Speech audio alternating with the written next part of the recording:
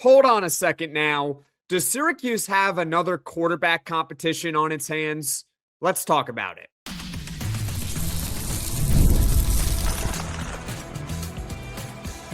You are Locked On Syracuse, your daily podcast on the Syracuse Orange. Part of the Locked On Podcast Network, your team every day. Hello, everyone, and welcome into Locked On Syracuse. I'm Jackson Holzer. Thank you for making us your first listen of every single day here on the Locked On Podcast Network, where it's your team every day. And of course, we are always free and available wherever you get your podcasts here on the number one sports podcasting network. On today's show, Syracuse football's tight end situation. One guy left, one guy's coming in through the transfer portal. We'll break it all down later on in the show. Plus, what Syracuse's quarterback room now looks like and where Malachi Nelson fits in it. And actually, starting today's show, we're going to talk about Malachi Nelson. All that and more coming up here on today's edition of Locked On Syracuse. And before we get to everything, this episode is brought to you by Game Time. Download the Game Time app, create an account, and use code LOCKEDONCollege for $20 off your first purchase. There's a lot of optimism in college football right now. And the reason why there's a lot of optimism is because last night, national championship game, you had a traditional power, the Miami Hurricanes, taking on Indiana. Not only that, Indiana won the national title. Prior to Curt Cignetti, Indiana had not even had a 10-win season in its program history. And within 2 years of Curt Cignetti taking over, Indiana is a national championship team. Unbelievable story. And so the logic that is going through all of college football and really all of sports for that matter is if Indiana can win a national championship in football, well, then any team can win a national championship. Any team could win a pro sports title or whatever title is out there in sports. Doesn't have to be professional. You get the idea. There's hope. There's optimism that, hey, even Syracuse could win a national championship in the near future. I know they've won one in the past. That was a very, very, very long time ago. But hey, they can win another one in the near future because look at what Indiana just did, right? Right? And maybe, just maybe, the quarterback that's going to lead Syracuse to a national championship is Malachi Nelson. All right, pause for laughter. That's not going to happen. Malachi Nelson will not quarterback Syracuse to a national championship. Yeah, sorry, I have to be a little bit pessimistic. It is the reality. You just have to face it, okay? But late last week, Syracuse football brought in Malachi Nelson from the transfer portal, a former number one overall recruit in the country in 2023. In addition to bringing in Malachi Nelson as, say, just a quarterback, they're actually going to give him a chance to potentially compete to start for Syracuse at quarterback. And so my takeaway in all of this, because we've had a little bit of time to actually digest the news of Syracuse getting Malachi Nelson, I believe it happened late on Saturday night, is that getting Malachi Nelson is fine. It's an addition to the quarterback room. So I don't really have much of a problem with that, especially because it should be more depth. What throws me for a loop, and what probably may throw you a loop, what causes you to be a little bit skeptical, perhaps, dare I say, dumbfounded, is the idea that Malachi Nelson is going to come to Syracuse with a legitimate chance to start. It's a depth move. So I'm not going to freak out over it. But if we're actually evaluating the quarterback room, and we are going to evaluate the quarterback room in the next segment of this show, Malachi Nelson is not competing to be the starting quarterback. Malachi Nelson is not competing to be the second string quarterback. Malachi Nelson is competing to maybe be the third string quarterback. We'll see, because they also brought in another kid from Georgetown. Yes, they actually brought in a quarterback from Georgetown. Yes, that sucky school. And Zayd Lott is a true freshman. Those are the guys that he's going to be competing with. It should not be Steve Angeli or Amari Odom. This should be nothing more than a depth move, but it's the messaging around it that will throw you in for a whirl.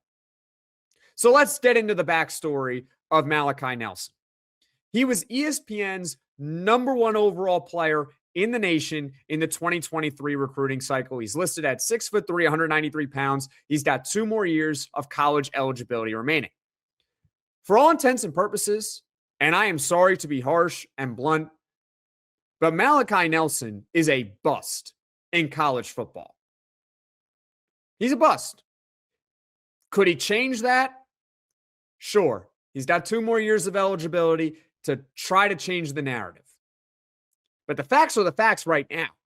He is a bust in college football. In 2023, he was at USC. He attempted 3 passes, did not get on the field, which is fine as a true freshman, even as the #1 overall player in the nation. But it did not work out at USC. And so in 2024, he transfers to Boise State, where a lot of people thought, given Malachi Nelson's supposed talent and supposed pedigree, that he would very easily be Boise State's starting quarterback in 2024. And I got good news for you all, ladies and gentlemen. Boise State in 2024 went to the college football playoff. But Malachi Nelson was not the starting quarterback of Boise State. In fact, it was Maddox Madsen who beat out Malachi Nelson to be the starting quarterback in 2024 at Boise State. And so now Malachi Nelson needs an opportunity to play. And so in 2025, he transfers to UTEP, and he does get his opportunity to be the starting quarterback of just a Division I football team, and actually in a group of 5 conference. He played in 6 games, and in those 6 games, Malachi Nelson had a 55% completion percentage. He had just under 1,200 passing yards. He had 8 touchdowns to 9 interceptions. But it's not just the numbers, and those numbers are very poor, by the way, that tell the story. What also tells the story is that his coach benched him mid-season and did not get on the field after that. So it wasn't just the numbers that looked poor. It was his own coach who looked at his performance and said, "You're not getting it done."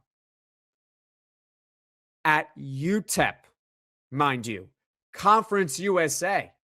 That's where Amari Odom was playing last year. Can you kind of catch my drift here?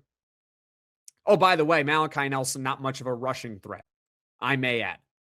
So the resume of Malachi Nelson should tell you that he's nothing more than just a quarterback that Syracuse added to its roster. Okay, he was the #1 overall player in the nation in 2023. He's got a couple more years of eligibility left. Don't put him on the field. Just have him practice. Maybe he can rediscover his form. That's the optimistic way to look at it. And that's how I'm going to try to look at this. But I'm telling you right now, that was not the messaging that was presented to us all, ladies and gentlemen. The messaging was from Malachi Nelson. He, referring to Fran Brown, is giving me the chance to compete for the starting QB job, and I am ready for it. I hope Fran Brown is lying. That's what I hope. And you could sit here and say, well, Jackson, what do you know that Fran Brown doesn't know? And my response would be, well, first off, obviously Fran Brown knows more than I do. But my other response would be, what does Fran Brown know that the head coach of UTEP doesn't know, who benched him? What does Fran Brown know that the head coach at Boise State doesn't know? You know, the same coach that didn't feel he was good enough to start there. Or what about at USC? And I think it's Lincoln Riley that's still there and was there in 2023. So what do those guys know that Fran Brown doesn't know? It's not me. Bottom line is that Malachi Nelson was someone who got benched at UTEP in 2025. He is on his fourth school in 4 years. I understand he was the number one overall player in high school in 2023. I don't mind the move simply for depth purposes. But Malachi Nelson should be nowhere near the football field on game day when Syracuse is playing. If he is, especially against Power 4 competition, well, then the Orange are in big fat trouble. So comment your thoughts in the comments section below. What do you think about Syracuse getting Malachi Nelson? I'm not going to go all up in arms about it. The bottom line is that this is a depth quarterback move. That's how it should be treated. He's got a journey. There's a 1 in a million chance he ends up actually developing. So that's why you want him in the room. But he should not be competing to be Syracuse's starting quarterback. Now, maybe there's a reason why he's doing that. And so we'll talk about that and the quarterback room in general next here on Locked On Syracuse. College football season is over, but you know what season it is now? College basketball season. And we're already at January 20th at the time of this recording. College basketball is only going to get better from here on out. Maybe not necessarily for Syracuse, but you get the idea. You got the rest of January, February, and then you have March. And you got the energy, the fans, the moments you just remember forever. That's why Game Time gives the advantage back to fans. It's the easiest way to unlock amazing college basketball tickets and experiences in just a few taps. I mean, getting tickets used to be really, really frustrating with long queues, logins, and prices jumping at checkout, but Game Time is just the best. Knowing the prices include all fees up front makes the whole process of getting tickets stress-free. Take the guesswork out of buying college basketball tickets with Game Time. Download the Game Time app, create an account, and use code LOCKEDONCollege for $20 off your first purchase. Terms apply. Again, that's code LOCKEDONCollege, LOCKEDONCOLLEGE for $20 off. Download the Game Time app today. Locked On Syracuse, I'm Jackson Holzer. Let's talk about Syracuse's quarterback room for the 2026 season.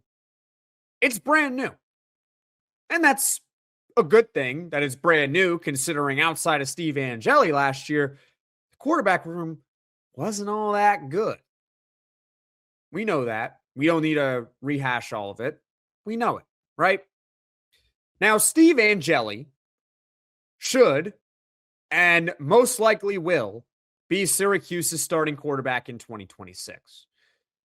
Going back to the last segment, talking about Malachi Nelson and potentially competing for the starting quarterback job, the only way where it seems like it could be somewhat of a chance is if Angeli is not healthy, because he is recovering from that torn Achilles. So hopefully the recovery is still going smooth. Maybe he'll be ready for the spring, but at the very least, we just hope that he is ready for week 1 of the college football season next year. So that's the deal with Malachi Nelson and potentially competing for a starting quarterback spot. If Steve Angeli is healthy, though, Steve Angeli is the starting quarterback of Syracuse. I'm not calling Steve Angeli Joe Montana, but facts are facts with this.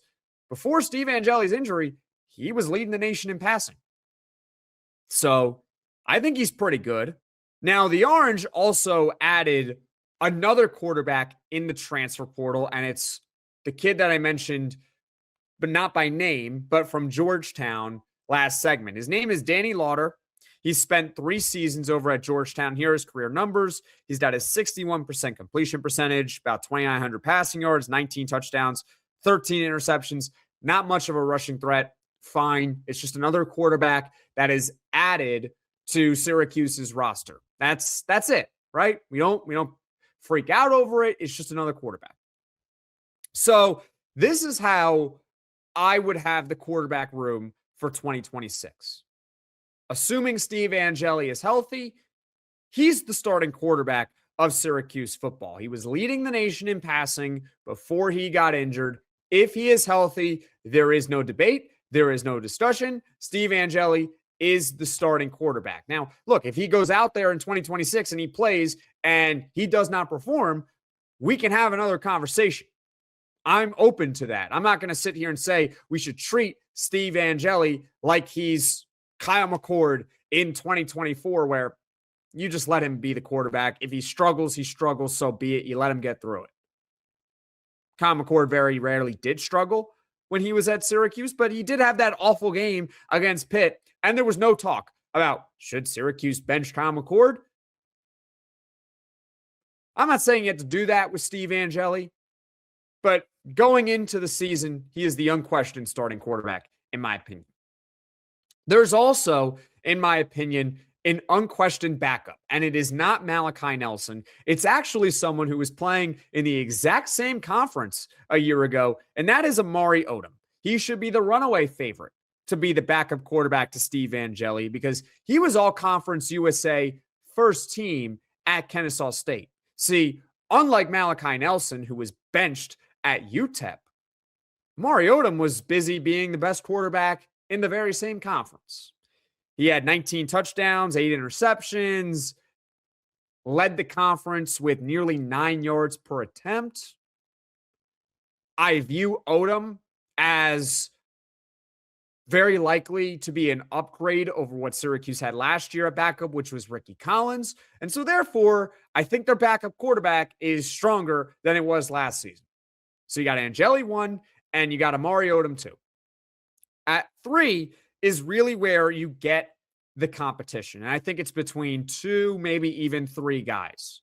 Because originally when I was preparing for this show, I wrote down the 2 transfers, but Zayd Lott, the true freshman who Syracuse got, and I think it's the only quarterback they brought in their recruiting class this cycle, he should be included in the third string quarterback competition because it's not like the quarterbacks that are supposedly ahead of him are really all that good. So you got Malachi Nelson versus Danny Lauter.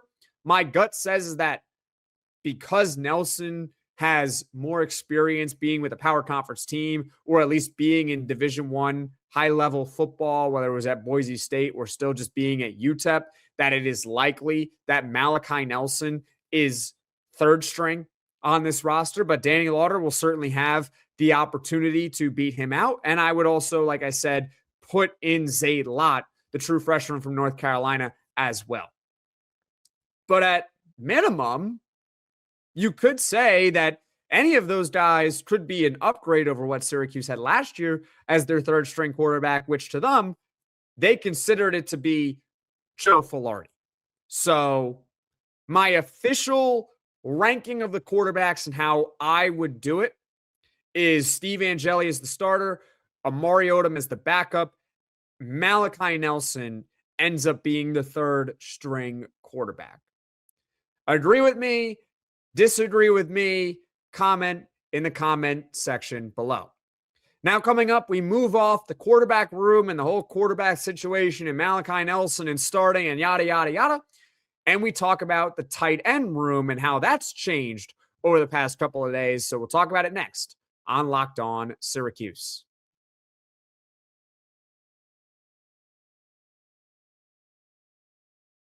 Syracuse football is going to have a new starting tight end this upcoming season, 2026. We knew this. Dan Villari, who was the starting tight end last year, is unfortunately out of eligibility. Therefore, he cannot come back to Syracuse. So the Orange in the transfer portal, they addressed tight end, just in a very different way than we expected. Syracuse's first player that they brought in this transfer portal cycle was a tight end from South Carolina by the name of Michael Smith. Now, I'm not going to beat around the bush here. Michael Smith will not be playing for Syracuse next season. He will be playing for Ole Miss next season. Make that 3 players from Syracuse that have committed to Ole Miss. Darryl Gill, Jonte Cook, Michael Smith. Who else do they want? Throw in Steve Angeli while you're at it, Ole Miss. I mean, just take everyone from our team. It's all good. Who cares, right? But back to the topic at hand. What happened with Michael Smith? Now, I am not going to scream and whine and be upset and mad and angry about Syracuse missing out on Michael Smith. Michael Smith, we talked about a lot here on Locked On Syracuse. We had on Brian Smith, host of Locked On Portal podcast, host of Locked On Florida State Seminoles, recruiting expert. He talked about how, yeah, Michael Smith, he does have untapped potential. He was a highly ranked prospect out of high school a couple of years ago. He was riddled with injuries last season at South Carolina, but he did get on the field as a true freshman, which is an accomplishment in of itself as a tight end. But at the end of the day, he's got 12 catches in 16 career games. So he's got a lot to prove. So I'm not going to be all up and angry about it. And if Michael Smith does become an All-American, I mean, more power to him. I'm not rooting against the kid either, to be honest with you. But here's the situation. Michael Smith did sign with Syracuse. It was official. However, there were rumors over the past week or so about Michael Smith maybe trying to get out of his agreement with Syracuse and return to South Carolina. Well, he's not returning to South Carolina, and it looks like he did get out of his agreement with Syracuse because obviously, as I said, he's going to be playing for Ole Miss next season. I hope, and I don't know this, but I do hope that Syracuse is getting some sort of financial benefit for Michael Smith breaking his contract with Syracuse and going to Ole Miss. I hope. I'm not sure, but it would make sense considering he was with Syracuse officially and jumped ship and went to Ole Miss. So Michael Smith, not the tight end of Syracuse next season. Cross him off the list. They did bring in another tight end. And actually, it happened, I believe, right before Michael Smith committed to Ole Miss instead. Western Kentucky's Noah Meyers. He is listed at 6'5", 240 pounds. He's got a couple more years of eligibility remaining. Last season at Western Kentucky, he played in 11 games. He had 32 catches, about 350 yards, 3 touchdowns. That was a step up from what he did the previous year, where he played in 8 games and had 7 catches for 130 yards and a touchdown. I like the step forward in development, and I do like that he has good size. Am I going to sit here and say that Noah Meyers is the next Rondé Gadsden or the next John Mackey? Chances are the answer is definitely not. But I do believe he will be the starting tight end for Syracuse next season, considering what is currently on the roster. So the hope is that Jeff Nixon and what we have seen in the past with him and his ability to develop guys who maybe weren't household names before him. I mean, Trevor Pena wasn't exactly a household name at Syracuse. He was more of a special teams guy. And then Jeff Nixon made him lead the conference in catches, something along those lines. Jackson Meeks, who was at Georgia and all of a sudden blossomed at Syracuse in the Jeff Nixon scheme. Dan Villari at tight end last year had a career season with Jeff Nixon as his offensive coordinator, and he would have put up better numbers had Steve Angeli remained healthy the entire season. So maybe that can happen with a guy like Noah Meyers. But the bottom line is that with Syracuse's tight end situation, Michael Smith is out the door. He's going to be playing for Ole Miss next year. And in comes Noah Meyers from Western Kentucky. So that just about does it with Syracuse football right now as far as a transfer portal update. Yes, they added a few more guys. We can maybe discuss them in a future date here on this show. As far as what's coming up on this podcast in the near future, tomorrow, it's going to be a late night. Syracuse hosts Virginia Tech at 9 p.m. Eastern. There will be a full post-game reaction podcast. How does Syracuse follow up its loss against Boston College? Well, I mean, would I be surprised if they won that game? No, because the pressure is off them. So seems like a perfect opportunity for them to return home, get a win, and I guess make us temporarily forget that they lost to Boston College until they lose the next game. And then you realize, wait a minute, they lost to Boston College this season. I digress. But that's what's coming up on Locked On Syracuse in the near future. Win, lose, or draw, post-game reaction to Syracuse and Boston College. Folks, thank you all so much for watching. Thank you all so much for listening. If you like this podcast, be sure to hit that like button. If you really enjoy the podcast, be sure to hit subscribe. Tell all your friends about Locked On Syracuse, and I will see you all again soon.